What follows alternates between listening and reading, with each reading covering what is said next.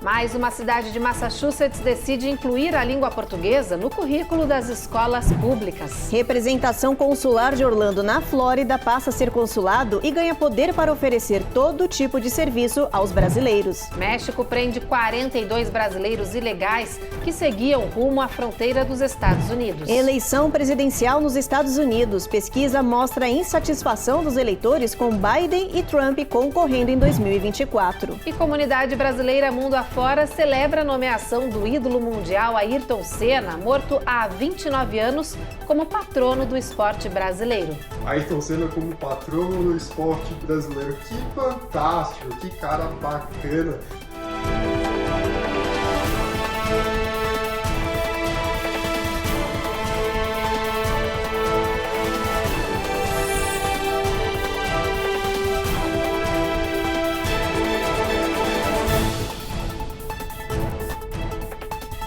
Olá, boa noite. Muito boa noite. A comunidade brasileira vem crescendo muito em Massachusetts e o português já é a terceira língua mais falada do estado. E por causa disso, algumas cidades anunciaram que as escolas públicas vão passar a oferecer aulas de português no currículo. A Giovanna Locatelli tem as informações. O português é a língua mais falada na cidade de Worcester e o terceiro idioma mais falado no estado de Massachusetts. E este é o maior argumento dos defensores do ensino do idioma. Nesta etapa, o projeto de implantação do ensino da língua portuguesa nas escolas públicas da cidade está em fase de levantamento de dados e identificação de possíveis espaços onde serão oferecidos programas bilíngues e aulas de português nas escolas. Este processo conta com a efetiva participação de brasileiros e americanos, pais e professores. Juntos, eles estão analisando a realidade demográfica do município e criando estratégias para a implantação do ensino da língua portuguesa nas escolas públicas de Worcester. O projeto será desenvolvido por etapas. Primeiro, o português vai ser ensinado como língua universal. Qualquer pessoa vai poder se matricular independentemente da nacionalidade. Isso deve acontecer no ano letivo de 2023-2024, a princípio na escola secundária. A segunda fase será o português como língua de herança e a terceira será o programa com 2 idiomas, ou seja, aulas bilíngues. Para os grupos de fomento da comunidade brasileira em Worcester, a iniciativa é um divisor de águas. Isso é um espaço gigantesco que a comunidade brasileira está conquistando aqui na comunidade de Worcester, não só pela benfeitoria de saber que nós estamos totalmente engajados, inclusive no setor de educação, mas também é o exemplo, né, que a prefeitura, que o governo de Massachusetts, de Worcester, está dando para outras comunidades, para outros prefeitos, que é abraçar a língua portuguesa e ensinar nas escolas para que também as pessoas possam interagir na melhor forma possível. E nós estamos super felizes de sermos um pouco dos pioneiros nessa conquista.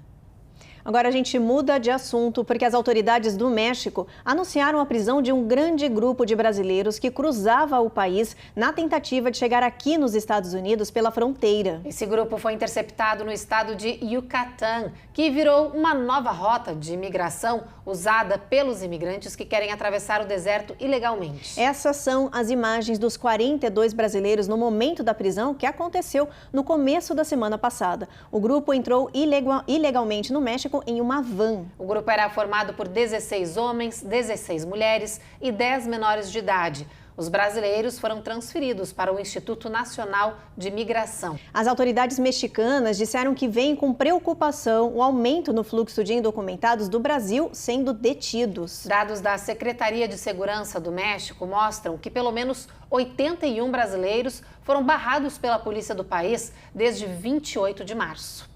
E já do lado de cá da fronteira, mais de 2.000 imigrantes que não tiveram a nacionalidade revelada se entregaram às autoridades depois de concluir a travessia ilegal. Eles cruzaram o Rio Grande, perto de Brownsville, no Texas, ontem à noite. Com um aumento no fluxo na região, a patrulha de fronteira decidiu chamar o departamento de polícia local para ajudar nas operações.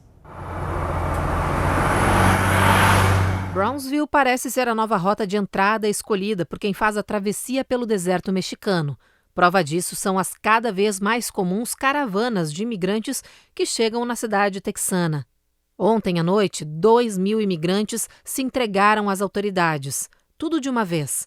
Diante de cenas caóticas como essa, as autoridades decidiram unir forças para ajudar os que chegam, mesmo que seja bastante incomum que polícias locais se envolvam em questões relacionadas à imigração, como explica o porta-voz da polícia de Brownsville. It is not typical where we have actually helped federal agencies, especially like Border Patrol and Customs. Os policiais ficarão disponíveis por tempo indeterminado, atuando como oficiais de paz, mas com um papel limitado, já que eles têm que seguir leis estaduais e não federais, como os agentes da patrulha de fronteira. So that's why we work under the guidance of Border Patrol. Os policiais vão ajudar a manter o controle da área e direcionar os imigrantes para as áreas designadas para cadastro e checagem. Border Patrol agents are very busy in the Rio Grande Valley. A chefe de patrulha do setor do Rio Grande diz que todos estão se preparando para um aumento possivelmente sem precedentes nas travessias, com o fim da medida Título 42, que acontecerá em 11 de maio. Essa notícia é um reflexo das preocupações que as autoridades estaduais têm com a incapacidade dos órgãos de imigração se prepararem para o que está previsto como um grande fluxo de imigrantes, uma vez que o Título 42 for suspenso. Título 42 que dava poderes aos oficiais de imigração de deportarem imediatamente imigrantes sob justificativa da pandemia. Está previsto que em meados de maio o Título 42 vai ser suspenso, então a previsão de um grande fluxo de imigrantes atravessando as fronteiras, com grande potencial de gerar crises humanitárias nos estados que fazem borda com o México. Depois do intervalo, tem boa notícia para a comunidade brasileira que vive na Flórida. O vice-consulado de Orlando passa a ser consulado, com jurisdição para realizar qualquer serviço consular.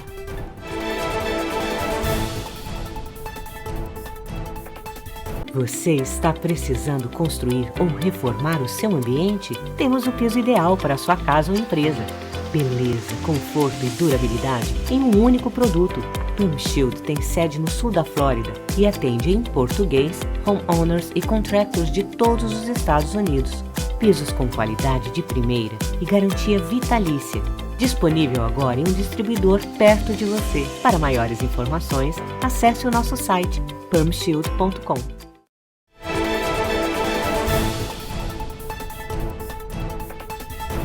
Atenção, comunidade brasileira, que agora vem uma boa notícia. O vice-consulado do Brasil em Orlando foi convertido oficialmente em consulado geral. O presidente em exercício do Brasil, Geraldo Alckmin, assinou o decreto criando essa nova sede diplomática no sudeste daqui dos Estados Unidos. Esse posto era uma antiga exigência dos brasileiros que moram na região central e também na região norte da Flórida. A Carla Marinho explica o que muda na prática.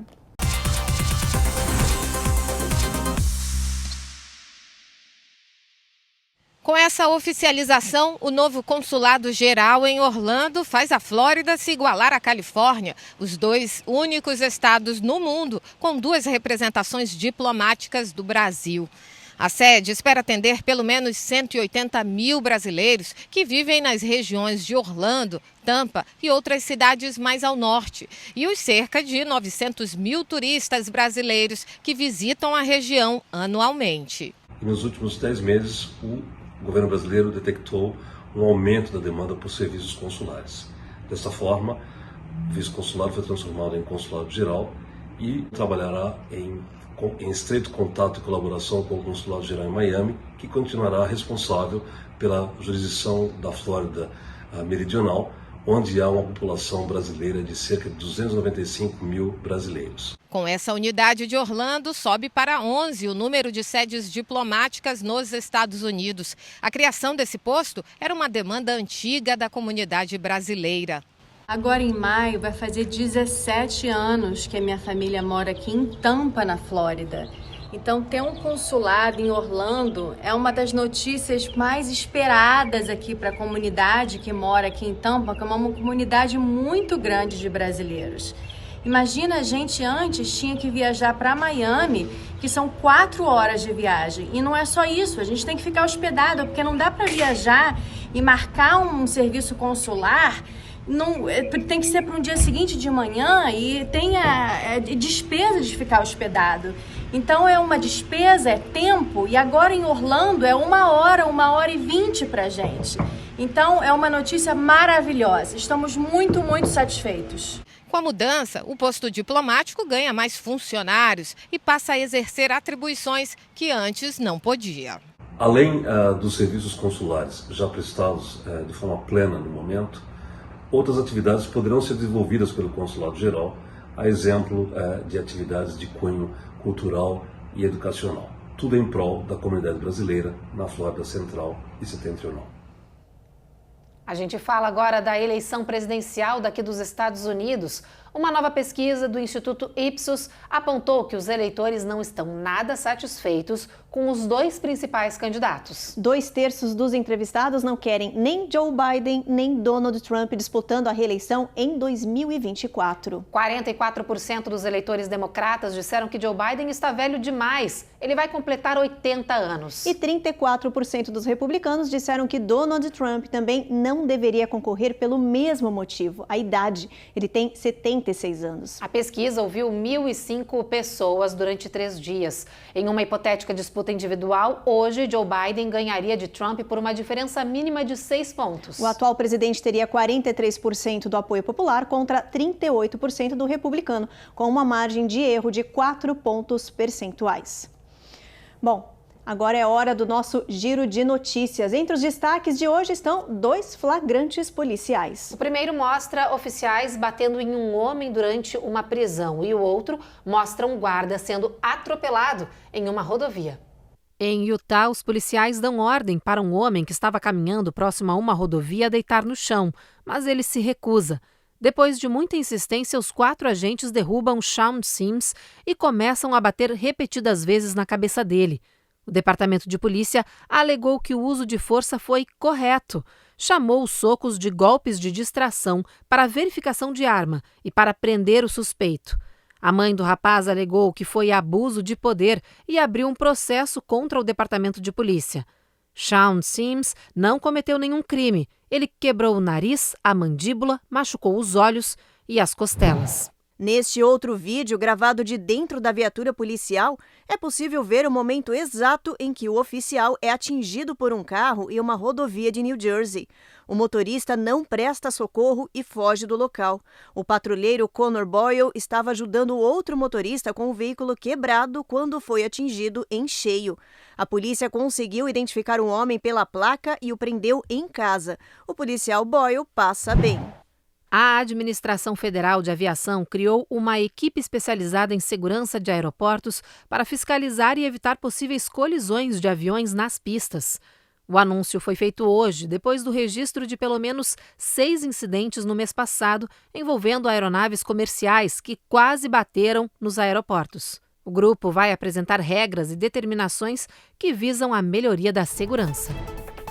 Depois do intervalo, a gente mostra que a auto-intitulada guru brasileira Cate Torres teve o pedido de habeas corpus negado pela Justiça do Brasil, que a mantém presa. E atenção, amantes da batata frita, cientistas descobriram que alimentos ricos em gordura desenvolvem uma substância que afeta a saúde mental.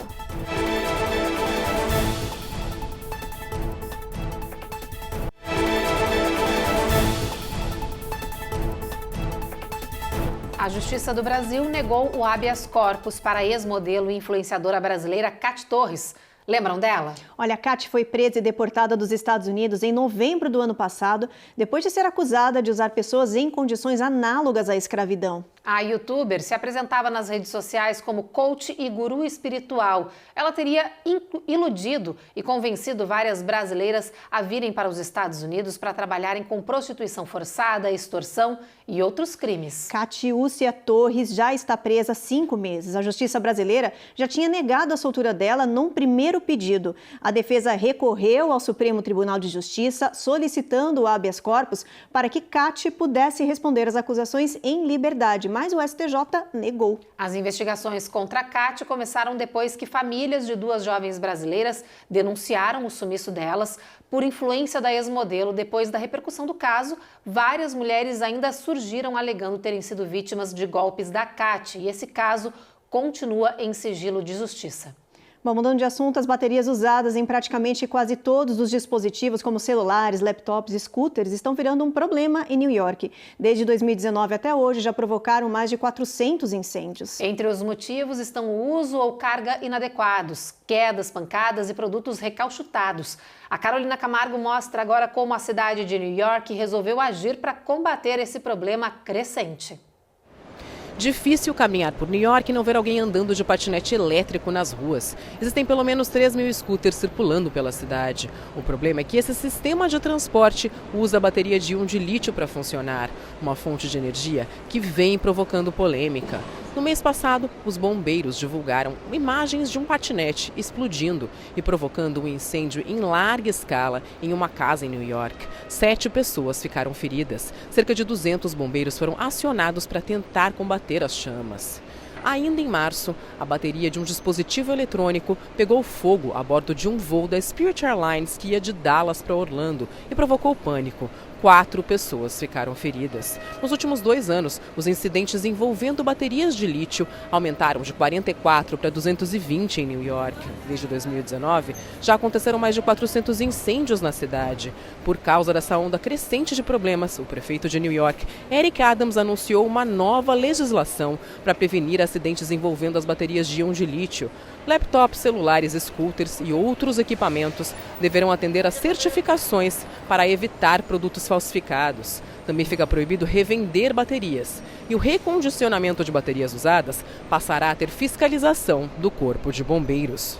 Esse tipo de bateria é o tipo mais comum, que é o de íons de lítio, é o tipo de bateria que é usado nos smartphones, tablets e computadores. Só que, é claro, esse tipo de bateria tem condições de operação que precisam ser respeitados. Então, em relação principalmente à temperatura, ao choque, a forma como é carregada, a velocidade de carregamento.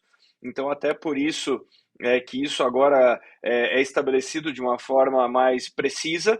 E precisamos lembrar também que, por amostragem, algumas baterias podem ter problema. Então, para evitar esse tipo de situação, é muito importante certificar os fornecedores, fazer os testes adequados antes de colocar em operação e tranquilizar a população de que o carregamento será feito na velocidade correta e também conscientizar em relação a como a operação deve ser feita para minimizar ou evitar na totalidade esses problemas. Agora, falando de saúde, um novo estudo apontou que uma das comidas prediletas da maioria das pessoas, as batatas fritas, podem estar ligadas à depressão. Os médicos dizem que o consumo de alimentos não saudáveis, ricos em gordura, diminui o humor e pode afetar a saúde mental. As batatas fritas são consideradas a terceira comida favorita nos Estados Unidos. Por ano, são consumidos 2 milhões de toneladas no país. Isso equivale a uma média de mais de 13 quilos por pessoa. Mas tanta comida rica em carboidrato e gordura pode ter um resultado negativo. Pesquisadores chineses descobriram que o consumo frequente de frituras, especialmente as batatas fritas, pode estar ligado a um risco de 12% maior de ansiedade e 7% maior de depressão em pessoas que não comem frutas. O estudo avaliou 140 mil pessoas com mais de 11 anos. Naqueles que consumiam mais alimentos fritos, cerca de 8.300 tinham ansiedade e 12.700 tinham depressão. Os médicos apontaram que o consumo de alimentos não saudáveis com frequência, ricos em gordura, pode diminuir o humor e afetar a saúde mental, provocando esses transtornos. Eles citam que a acrilamida, uma substância química formada durante o processo de fritura, é o responsável pelo maior risco de ansiedade e depressão nas pessoas. Os médicos lembram que esse estudo ainda precisa de mais pesquisas. Não surpreende. Não dá para a gente afirmar de maneira incontestável que isso é verdade, porque o que esse estudo mostra, na verdade, é a associação, mas não surpreende o fato de ter... Não vou ficar nem um pouco surpreso. Vai ser só mais um tijolo nessa construção de que uma dieta muito rica em ultraprocessado, nominalmente fritura, gordura saturada, gordura trans, açúcar, é maléfica para a saúde. Faz mal ao coração, faz mal ao fígado, aumenta o risco de câncer, nada surpreendente que também faça mal ao cérebro. No próximo bloco tem reportagem especial sobre a nomeação de Ayrton Senna como patrono do esporte brasileiro. E a gente te mostra por que esse casal do Missouri está assim, sorrindo, durante uma prisão.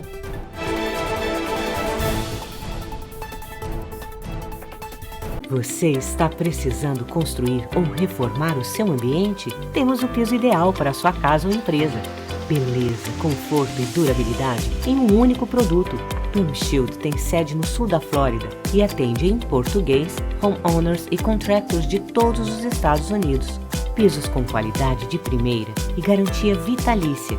Disponível agora em um distribuidor perto de você. Para maiores informações, acesse o nosso site plumshield.com.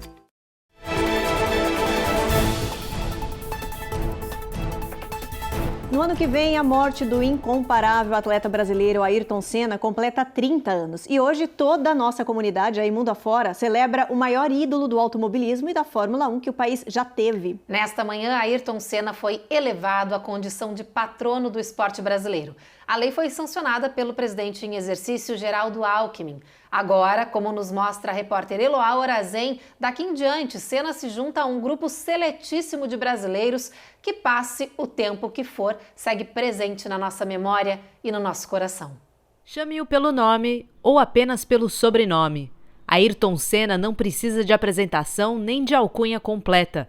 Sabe-se dele, às vezes, só pela música.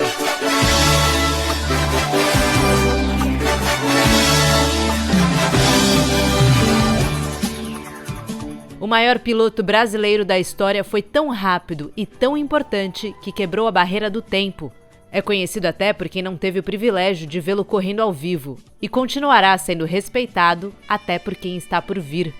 Senna é o novo patrono do esporte brasileiro, uma honraria restrita apenas àqueles que dedicaram uma vida a uma causa e assim impactaram o país inteiro. Machado de Assis é patrono das letras, enquanto Oscar Niemeyer é patrono da arquitetura. Paulo Freire, patrono da educação, e Paulo Altran, patrono do teatro. Dá para entender, por essa lista, a relevância nacional que é preciso ter para ser alçado ao posto de patrono. E o homem que o Brasil se acostumou a ver no posto mais alto do pódio do automobilismo não poderia deixar de entrar para esse rol, graças a uma proposta protocolada em 2019 e aprovada hoje pelo presidente em exercício, Geraldo Alckmin. Ayrton Senna como patrono do esporte brasileiro. Que fantástico, que cara bacana. Assim, ó, acharam a pessoa certa. O Ayrton Senna é um ídolo para todo mundo, não só no Brasil. Ele é conhecido internacional, cara. Você pode ir no qualquer autódromo no mundo inteiro e falar do Ayrton Senna, todo mundo vai botar um sorriso na cara e falar bem do cara. Porque assim, ó, ele não é só conhecido pelo talento dele, pelas vitórias que ele teve, mas também pelo carinho que ele tinha, pela determinação, pelo carisma dele. E no Brasil também, o cara ajudou todo mundo, o cara trouxe muitas vitórias para o Brasil, trouxe muitas doações, caridade, fez o Instituto Ayrton Senna. Nossa, cara, que cara fantástico, acertaram direitinho. Vou te dizer assim, ó, eu conheço muitos outros brasileiros que também são pilotos e tem um carinho gigante pelo Ayrton. Estou muito feliz de ouvir isso. Quero mais é que o nome dele sempre seja lembrado, porque esse cara era fantástico. O Brasil realmente foi especial com o Ayrton Senna em cena e dá muita saudade, é muito nostálgico falar dele e, cara, eu provavelmente não seria piloto de corrida se não fosse pelo Ayrton Senna, então, celebrando aqui, estou feliz demais, que bacana. Ayrton Senna nasceu em São Paulo em 1960. Ele estreou na Fórmula 1 em 1984 e foi campeão mundial na categoria em 3 oportunidades, 1988, 1990 e 1991. O piloto brasileiro foi vítima de um acidente fatal em 1994, durante uma prova disputada em Imola, na Itália. Mas nem mesmo a morte pôde parar Senna de fazer acelerar os corações verde e amarelos no Brasil e no mundo. Linda homenagem e linda reportagem da Eloá nos lembrando aí a história do Ayrton Senna. Com toda certeza, um ídolo eterno, né? Eterno, isso aí. Pessoal, vamos dar uma respirada depois dessa reportagem emocionante. Vamos chegar aqui no telão para ver a previsão do tempo para amanhã em todo o país? Olha só, vamos rodar aqui na nossa tela. Boston, previsão de muita chuva. Já New York e Washington, tempo encoberto. Norfolk, Charlotte e Atlanta, sempre muita chuva prevista para amanhã, inclusive com trovoadas em Atlanta. Muita trovoada também prevista em toda a região da Flórida, onde a mínima é de 67 em Jacksonville. Tem também tempestade em New Orleans e boa parte do Texas, né, Ruth? Bastante chuva em toda essa região aí. San Antônio também chuva, mínima de 56, Houston mínima de 59. O sol só abre em El Paso aí, máxima de 84, faz bastante calor. Albuquerque, o tempo está encoberto, sol entre nuvens, mínima de 49, máxima de 76. Em Phoenix a gente tem sol forte, bastante calor, hein? 91 graus, gente. Las Vegas a mesma coisa, 91 graus, sol intenso brilhando aí. São Francisco, tempo um pouco encoberto, mesma coisa em Los Angeles. Em São Francisco a mínima é de 53. Isso aí, gente. Bom, agora olha só o flagrante que nós temos para mostrar para vocês. Um alce está vivendo seus minutos de fama após uma invasão inusitada. Ele foi gravado entrando sutilmente em um cinema no Alasca. Olha aí, gente, essa imagem. Ele roda pelo saguão, enquanto a atendente grava toda a cena e se diverte. Mas quando nem ela esperava, o animal enorme resolve comer a pipoca que estava no balcão. E guloso, ele comeu quase tudo, hein? Olha, segundo os especialistas, apesar do tamanho, o alce era um filhote, viu? Ele ficou no cinema por cerca de 5 minutos e depois foi embora. Essa invasão aconteceu na cidade de Kenai, uma fofura só. Bota fofura nisso, viu? Mas olha, tem mais um caso que ganhou a internet e que merece destaque aqui no jornal. E essa vai surpreender muita gente, viu? O escritório do xerife do condado de Marys, em Missouri, prendeu um homem e uma mulher por um crime gravíssimo. O roubo de um coração. Olha, mas calma, não estamos falando do órgão do corpo humano. O casal que aparece nessas fotos aí que vocês estão vendo foi detido por roubar o coração um do outro no sentido figurado. Essa prisão não passa de uma brincadeira. O xerife da cidade aceitou o pedido do casal para fazer um álbum do anúncio de noivado, isso tudo dentro da delegacia local.